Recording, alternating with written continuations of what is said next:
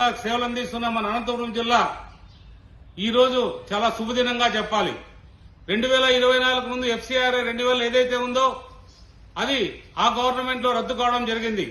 మన ప్రభుత్వం వచ్చిన తర్వాత ఈ రెన్యువల్ చేయాలనే సంకల్పంతో ఈ రెన్యువల్ కృషి చేసిన మా గౌరవనీయులు చంద్రబాబు నాయుడు గారు, అలాగే నారా లోకేష్ బాబు గారు, అలాగే మనకి సహకరిస్తున్న అమిత్ షా గారు, వీళ్ళందరూ సహకారంతో నిన్నటి రాత్రి FCRA రెన్యువల్ చేయడం జరిగింది. నిజంగా ఇది చాలా సంతోషం. ఎందుకంటే కరూరు జిల్లా అయినా మన అనంతపురం జిల్లాకి ఎన్నో సేవలు దశాబ్ద కాలంగా 50 సంవత్సరాల నుంచి సేవలు అందిస్తున్న ఈ ఆర్టీటీ సంస్థ నిజంగా అమోఘం.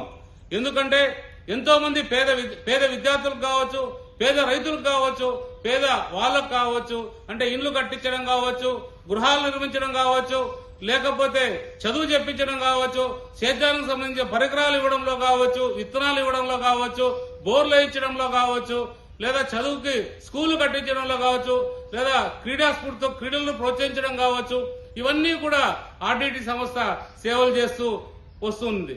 అలాంటి సంస్థ 2024 ముందు FCRA ఆనాటి గవర్నమెంట్ FCRA రెన్యువల్ చేయకపోవడం చాలా దురదృష్టకరం. ఇది ఏమైనా కూడా ఈ ఘనత అంతా మా లోకేష్ బాబు గారికే దక్కుతుంది. ఆయనకు తెలుసు కరూరు జిల్లా అయిన అనంతపురం జిల్లాకి ఏ విధంగా మనం ఆదుకోగలమనే ఉద్దేశంతోనే ఆ ఉద్దేశం దృష్టిలో పెట్టుకుని అమిత్ షా గారితో ప్రత్యేకమైన సమావేశాలు ఏర్పాటు చేసి చంద్రబాబు నాయుడు గారు 2-3 సమావేశాలు ఏర్పాటు చేసిన తర్వాత ఆయన కూడా వివరంగా వివరించిన తర్వాతనే ఈ FCRA రెన్యువల్ జరగడం జరిగింది. ఏదేమైనా కూడా ఈ రెన్యువల్ అనేది సామాన్యం కాదు. ఢిల్లీలో కేంద్ర మంత్రులు, మన రాష్ట్రానికి సంబంధించిన 3 కేంద్ర మంత్రులు, అందరూ ఎంపీలు, కూటమికి సంబంధించిన అందరూ ఎంపీలు కూడా పోయి అమిత్ షా గారిని కలవడం, ఆయన కూడా సానుకూలంగా ఆ రోజే స్పందించారని కూడా మీ అందరికి కూడా ఆ రోజు చెప్పడం జరిగింది.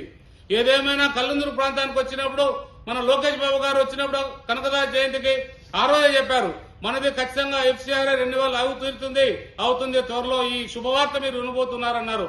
ఆ శుభవార్త ఈ రోజు అంటే నిన్నటి రాత్రి వినడం జరిగింది.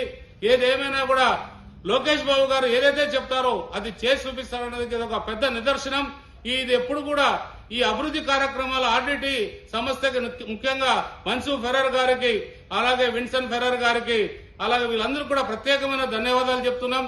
మా కరువు ప్రాంతమైన కళ్యాణదుర్గ ప్రాంతంలో